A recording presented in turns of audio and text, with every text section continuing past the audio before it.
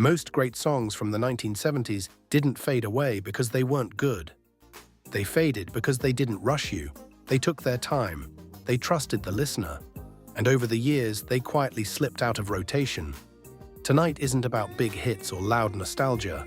It's about the songs that waited patiently, the ones you didn't realize you still remembered until the first note plays. And somewhere in this list is a record you've heard 100 times, but never truly listened to. Once you hear it again, you'll understand why some music doesn't disappear, it just waits.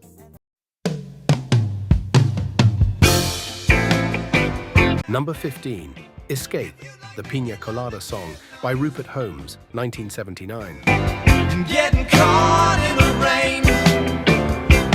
This song never rushes its reveal. It opens casually, almost deceptively light, as if it has nothing serious on its mind. But listen closely and you hear something else entirely. Distance, restlessness, emotional drift. Of her face. It was my own lovely lady. Rupert Holmes writes the lyric like a short story, letting the characters expose themselves without judgment. There's no villain here, only two people quietly admitting they've stopped listening to each other. The melody stays relaxed, conversational, intentionally unpolished. If you'd like making love at midnight in the dew. That choice matters. It mirrors the emotional state of the song. Not explosive, just unresolved. The twist at the end doesn't feel clever so much as inevitable. This isn't novelty, it's recognition. Sometimes the most uncomfortable truths arrive wrapped in easy melodies. I'm not much into health food. Number 14. The Night the Lights Went Out in Georgia by Vicki, 1973. This record succeeds because it refuses to emote for you. Vicki delivers the story with a flat, almost detached tone.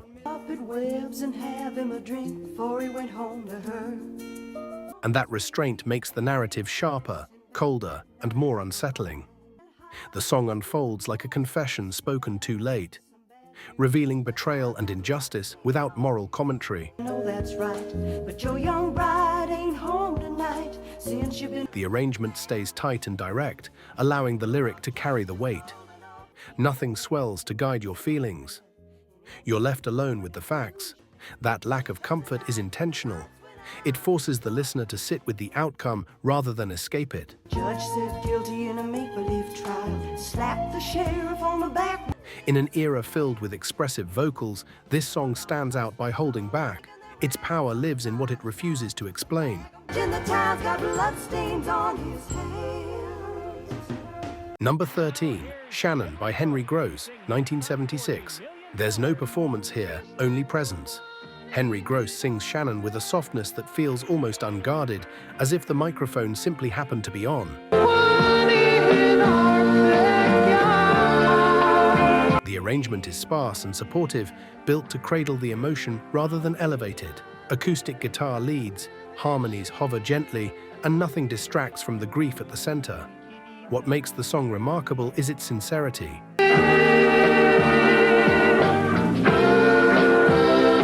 It never asks for sympathy. It doesn't explain itself. It just exists. The restraint gives the song dignity, allowing listeners to bring their own experiences into the space it creates. That openness is why it resonated so deeply. Real emotion doesn't announce itself. It shows up quietly and stays. She knows how much. Number 12. Lonely Boy by Andrew Gold, 1977. This record feels like memory rather than narrative. Andrew Gold builds the song layer by layer, playing nearly every instrument himself,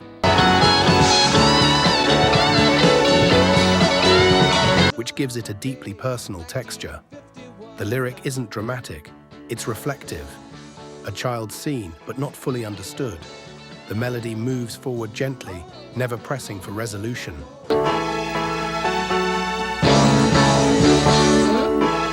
Gold sings without exaggeration, allowing the specificity of the story to do the work. That specificity is the key. The details make it universal. You don't have to share his childhood to recognize the feeling.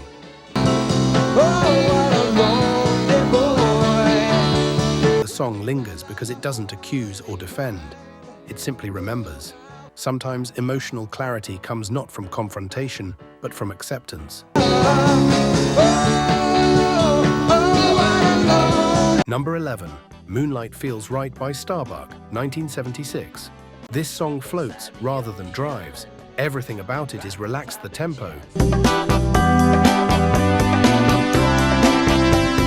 The vocal delivery, the structure, even the unexpected marimba solo doesn't interrupt the mood. It deepens it. The choice to center such an unconventional instrument was risky, but it works because the performance prioritizes feel over precision. Moonlight. The vocal stays understated, never pushing past the groove. That restraint keeps the song intimate, like a conversation held after the world has gone quiet. Nothing here competes for attention. It all moves together. I play the radio on southern stations. Gently. That cohesion is why the song still feels warm decades later. Atmosphere, when handled carefully, becomes timeless. Big day. Ain't nothing like the scattered dose of... Number 10. Only 16 by Dr. Hook, 1975. Dr. Hook approaches this song with distance, not nostalgia. The vocal is weathered, reflective, and intentionally restrained, where the original carried youthful longing. And I was too young to know. This version carries memory. The arrangement stays soft, almost fragile, giving space to the lyric rather than reshaping it. To fall in love, and I was too... The band resists embellishment, letting the emotional shift speak for itself. This isn't about reliving young love. It's about recognizing how far away it is. That perspective changes everything. The song doesn't mourn the past. It acknowledges it, and in doing so, it becomes something quieter and more honest.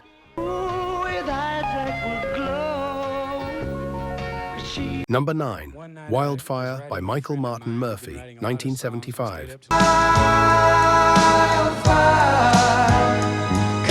This song doesn't unfold logically, it drifts.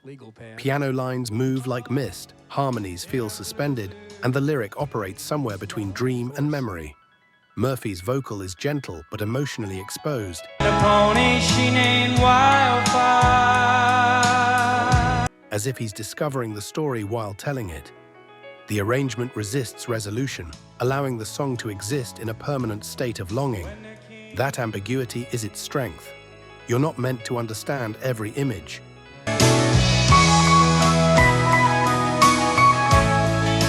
You're meant to feel the atmosphere they create. Wildfire doesn't explain itself because dreams don't. They stay with you precisely because they're unfinished. Number 8. Brandy, You're a Fine Girl by Looking Glass, 1972. This is a song about acceptance, not heartbreak. Group. The arrangement is bright, even cheerful, but the lyric tells a quieter truth. Brandy understands her place in someone else's life, and that understanding defines her strength. The vocal delivery avoids desperation, choosing clarity instead. Strings and rhythm keep the song moving forward, mirroring the inevitability of the story. What makes the record endure is its emotional maturity.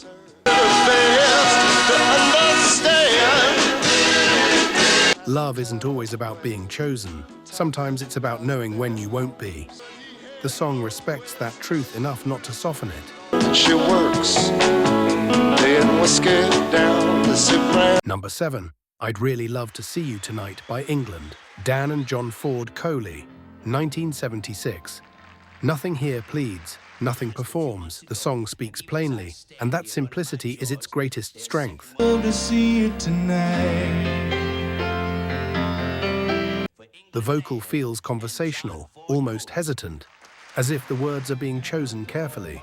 The arrangement stays minimal, allowing silence and space to play their roles. The stars around, and I'd really love to see you tonight. This isn't about passion, it's about reconnection.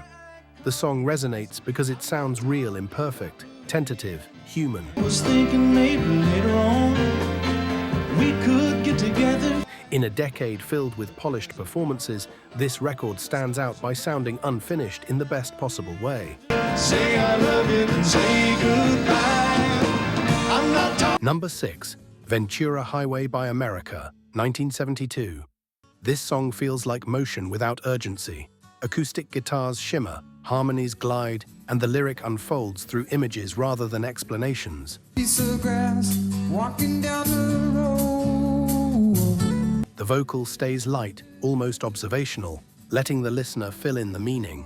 The song doesn't demand interpretation, it invites it. That openness is why it remains compelling. In snow.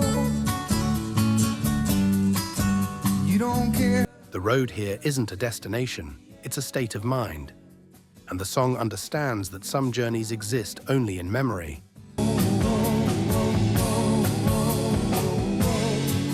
Number 5, So Into You by Atlanta Rhythm Section, 1977. This record is built on patience. The groove settles in slowly, the vocal never overreaches, and the arrangement resists climax.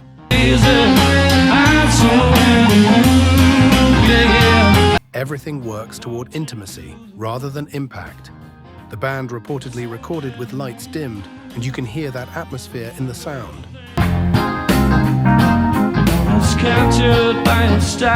Nothing sparkles, nothing shouts. It's smooth, controlled, and deliberate.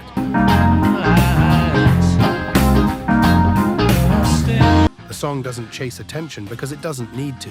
It trusts the listener to stay. To me, I'm so into you.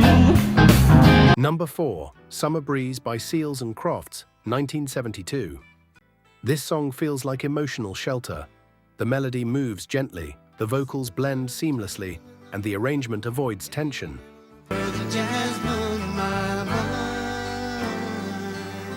It doesn't deny the world's weight, it softens it. The song's strength lies in its calm, not escapism, but reassurance.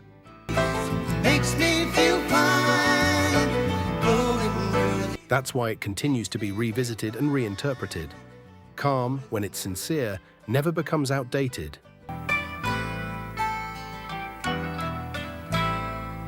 Number 3, Afternoon Delight by Starland Vocal Band, 1976. Behind the brightness is precision. The close-mic'd harmonies are stacked carefully, each part placed with intention. Afternoon delight. My motto's always been when it's right. The song feels light, but it isn't careless. The arrangement balances playfulness with discipline, allowing joy without chaos.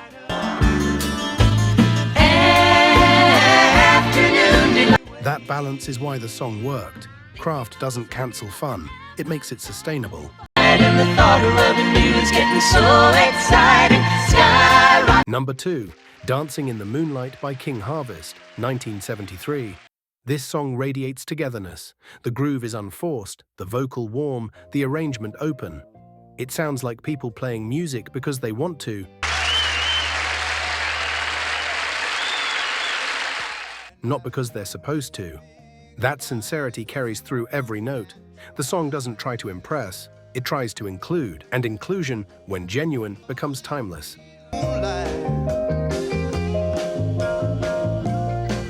Number 1, Baker Street by Jerry Rafferty, 1978. This record opens with resignation, not ambition. The saxophone line improvised, unplanned, sets the emotional tone immediately.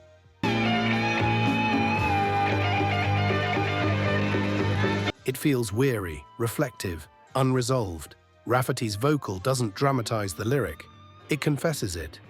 The arrangement supports that honesty, never distracting from the emotional center.